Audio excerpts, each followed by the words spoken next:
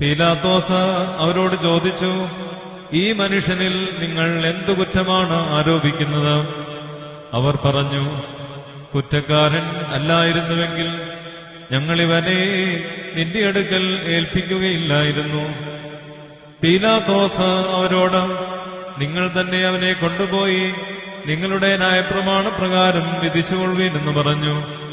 അപ്പോൾ യഹൂദന്മാർ മറുപടിയായി പറഞ്ഞു, ആരെയും മരണശിക്ഷയ്ക്ക് വിധിക്കുന്നതിന് ഞങ്ങൾക്ക് അധികാരമില്ലല്ലോ. ഏതു വിധത്തിലുള്ള മരണമാണ് തനിക്ക് വരാനിരിക്കുന്നതെന്ന് യേശുതമ്പുരാൻ സൂചിപ്പിച്ചത് ഇതിനാൽ നിവൃത്തിയായി. പീലാത്തോസ് ആസ്ഥാനത്തിൽ പ്രവേശിച്ച് യേശുതമ്പുരാനെ വിളിച്ചവനോട്, നീ യഹൂദന്മാരുടെ രാജാവാണോ എന്ന് ചോദിച്ചു. അതിനുത്തരമായി യേശുതമ്പുരാൻ, നീ ഇത് സ്വയമേ പറയുന്നതോ അതോ മറ്റുള്ളവർ എന്നെപ്പറ്റി നിന്നോട് പറഞ്ഞതോ എന്ന് ചോദിച്ചു.